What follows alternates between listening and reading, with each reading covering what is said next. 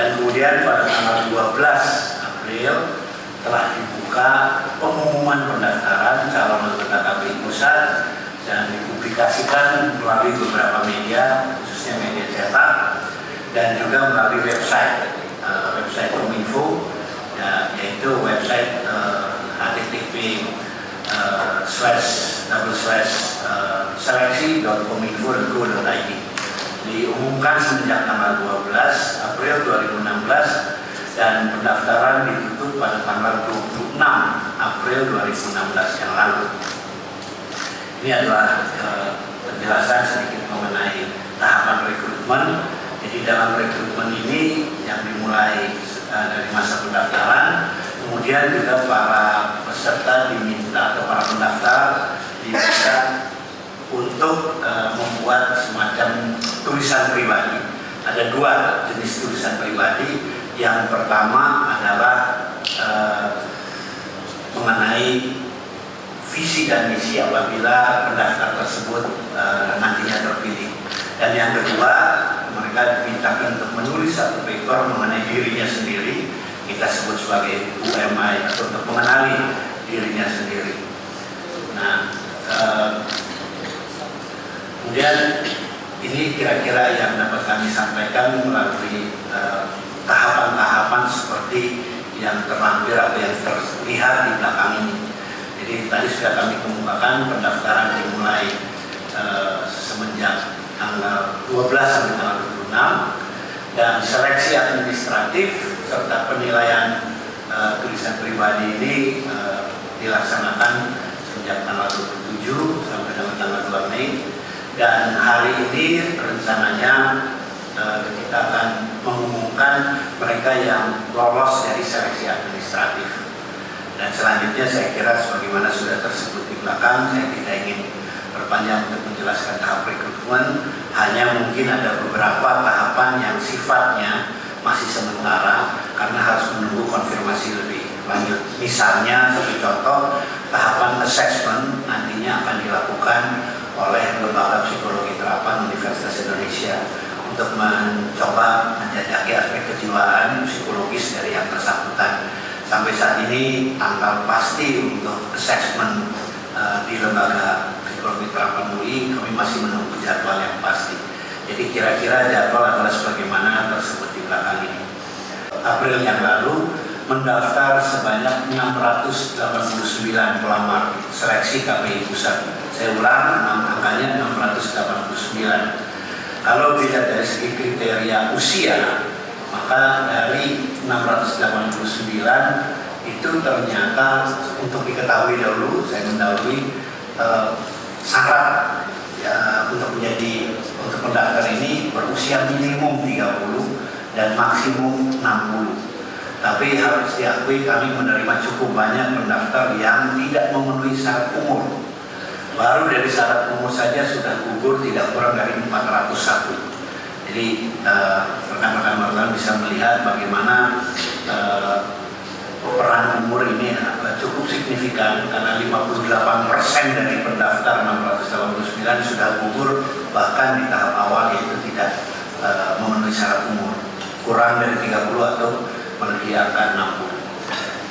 Kemudian total dari aspek pendidikan sebagaimana diketahui, persyaratan dari pendaftar harus minimum S1, tapi juga ada yang mendaftar dengan ijazah pendidikannya S2, diplom 3, sehingga 2 gugur lagi, sehingga total pelamar yang dianggap memenuhi persyaratan administratif pada berdasarkan usia dan pendidikan saja berjumlah 286.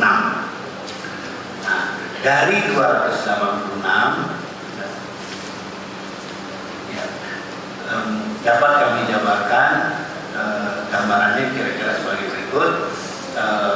Pertama, dari aspek kriteria pendidikan, S1 61% atau 164, kemudian S2 104 atau 31%, S3 7% atau 18 pendaftar tadi tadi saya katakan 2 diplom 3 dinyatakan gugur karena tidak memenuhi syarat ijazah pendidikan S1. Dan dalam memeriksa kelengkapan berkas ini kembali gugur 85 pelamar. Ya, tidak, kenapa dia gugur? Antara lain kelengkapannya ternyata tidak mencantumkan papernya mengenai visi misi atau mengenai UMI. Dan yang kedua, ada juga yang tidak menyertai ijazah yang diakuinya. Dan yang ketiga, tidak ada daftar riwayat hidup. Ini adalah informasi-informasi yang dapat kami sampaikan, sehingga pada saat akhir kami menilai dan dapat kami sampaikan kepada publik saat ini sebagai bagian yang terakhir dari pengumuman mengenai pelamar ini, maka rekapitulasi sampai saat ini secara resmi Pansel mengumumkan bahwa dari 689 pelamar baru 201, saya ulang, 201 pelamar yang dianggap memenuhi syarat administratif, baik dilihat dari segi umur, dilihat dari aspek pendidikan atau pendidikan, dan yang kedua kelengkapan berkas.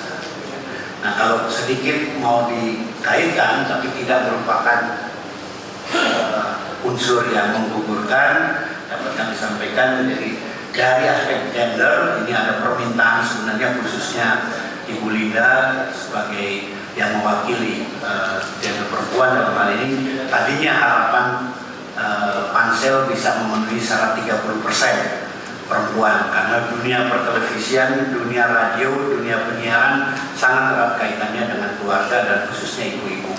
Tapi sayangnya dari aspek gender hanya terpenuhi 16%, atau jumlah perempuannya hanya kurang lebih 32, sedangkan 169 lainnya adalah atau 84% didominasi oleh laki-laki. Kalau dikaitkan dengan aspek pengalaman bidang penyiaran, maka dapat kami informasikan, sekalipun ini bukan merupakan unsur yang bisa menggugurkan, tapi 61% dari pendaftar ini mempunyai background pengalaman atau pendidikan di bidang penyiaran yang langsung atau tidak langsung terkait. Sedangkan yang tidak ada sama sekali adalah 39% atau sekitar 78 pendaftar. Dari segi gender, mereka yang berpengalaman di bidang broadcast untuk perempuan hanya mencapai 18 dan sisanya 105 adalah 105 adalah laki-laki. Jadi ini gambaran-gambaran yang ada. Mungkin satu lagi bisa kami lanjutkan, aspek pendidikan. Untuk diketahui dari 201 yang kami umumkan sebagai lulus syarat administratif, 50% berpendidikan S1, kurang lebih 100 jumlahnya, dan 44% atau 89 berpendidikan S2, dan 6% berpendidikan S3, jumlahnya 12. Dari aspek profesi dapat kami berikan gambaran di sini bahwa satu, akademisi non PNS itu 41 atau sekitar 20%, swasta 119 atau 59%, PNS 14 atau 7%, dan mantan atau incumbent dari KPI, KPID adalah 14%. Ini kira-kira background yang ada, dan dengan gambaran seperti ini tadi dan juga mengacu kepada jadwal yang tadi sudah disebutkan, maka yang dapat kami sampaikan kepada publik sebagai bagian dari transparansi Pansel saat ini adalah kami selanjutnya dengan jadwal yang ada pada tanggal 11 nanti akan mengumumkan tahap kedua, yaitu mereka yang setelah lulus administratif dinyatakan lulus berdasarkan paper yang mereka buat. Dan masih ada beberapa tahapan selanjutnya, ada tahapan assessment yang dilakukan oleh lembaga psikologi terapan, dan juga ada wawancara yang akan dilakukan oleh panitia seleksi. Saya Saya kira ini beberapa hal yang dapat kami sampaikan kepada publik. Malam ini juga kami akan menyampaikan kepada publik melalui website Kominfo yang resmi daftar nama dari 201 calon komisioner KPI Pusat yang dinyatakan lulus syarat administratif.